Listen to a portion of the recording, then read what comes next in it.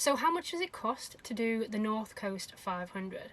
Well, I just came back from my trip, I've calculated out my costs, and I will break them down for you in this video. So the North Coast 500 is a 500-mile circular loop around the top of Scotland, and it's designed to be done over 5 days. So you're meant to be travelling 100 miles a day. Now, when I started to plan my trip, I noticed that there was just so much to see and so much to do. So instead of doing the North Coast 500 over 5 days, my trip ended up lasting 42 days, so about 6 weeks. Now that didn't just include the North Coast 500, my trip actually started out in Cheshire, where I am based. I then travelled up through the Lake District, over into Scotland and up to Glencoe. I went across to Inverness, done the North Coast 500, then went up onto the Isle of Skye, before I went back to Glencoe, back through the Lake District and back home again. So with that in mind, I've actually taken my costs and broken it down into almost like a daily spend. So depending on whether you're doing the North Coast 500 over a week or 2 weeks, it can help you budget for how much it is going to cost. So first up, let's talk about campsite costs. So I paid on average about £20 per night. Now that was for my small micro touring caravan that I'm in now, so I've got a GoPod. I also went in the month of September. I had a mix of grass and hard standing pitches. On the majority of sites I also had an electric hookup, and all the sites that I went on had full facilities, so access to toilets, showers, chemical waste disposal, etc. And also on a couple of sites I got a single person discount because I was travelling on my own with just my dog. So if you are doing the North Coast 500 over 5 days, I would budget around £100 to £150. But again, that will depend on your setup, what facilities you require, how many people are travelling and what time of year you go. Now if you want to make the campsite costs cheaper or non-existent, if you are going in a motorhome or a camper van that is self-sufficient, then you don't really need a campsite. There's plenty of places on the route where you can just stop over and wild camp your way around. I even met somebody on the North Coast 500 who just never books campsites. They just drive to the next place, park up, they've got solar on, everything in their van is self-contained, and they don't need a campsite, so they pay zero campsite costs. So it all depends on what you need, but if you are looking for a campsite, I would budget around £20 to £25 per night. So now let's talk about fuel. So this is going to obviously depend on what type of vehicle you're driving. I have a small Citroen Nemo van, and what I do is I tow my caravan from one campsite to the next. I leave my caravan pitched up, and then I go off exploring in my van. Over the course of the 6 weeks, I'd done about 2,300 miles and it cost me £400 in diesel. So I was averaging about 17 pence per mile. Again, this will vary depending on your vehicle, but if I was to do just the 500 miles, that would cost me about 87 quid.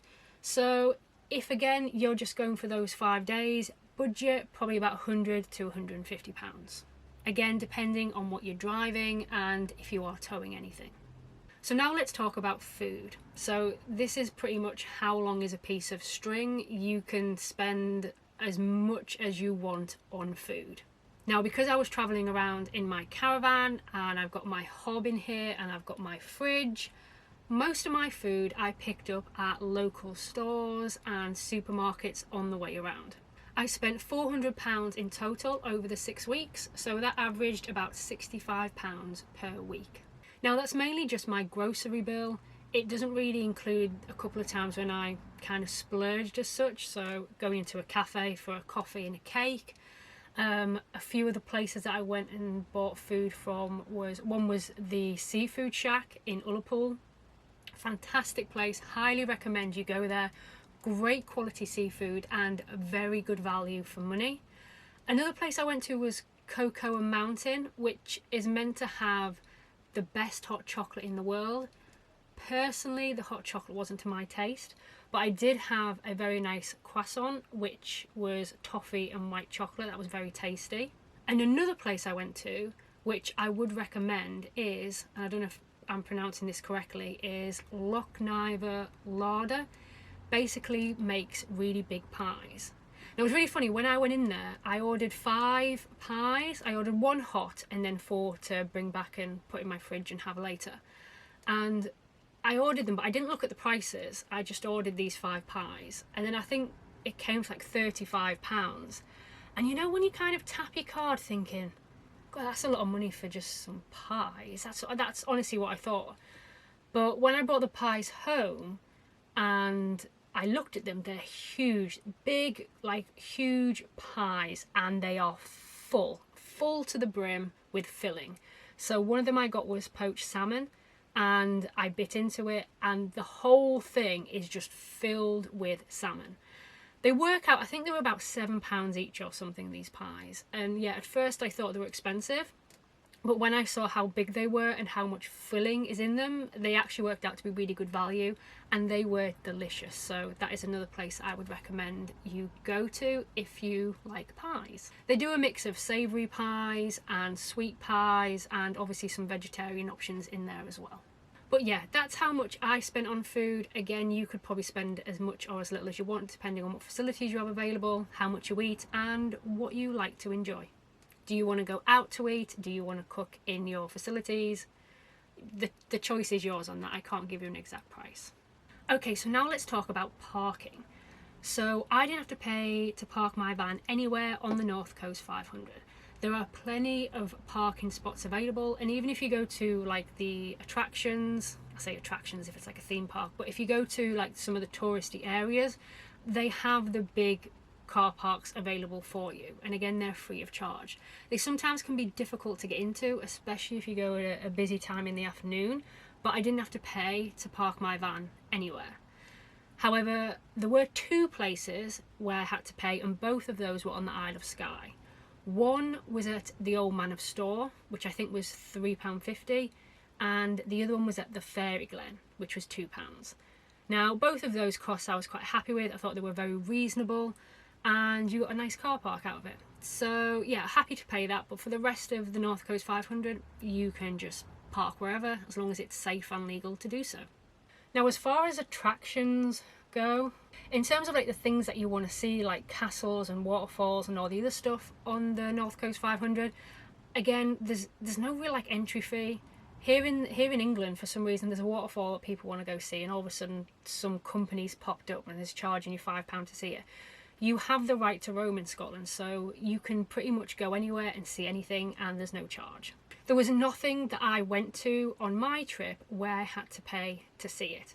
Now, of course, if you want to go to some certain types of castles or stately homes, they may charge entrance fees into certain gardens, or if you want to go inside, but there was nothing on the trip that I wanted to go and see that I had to pay for.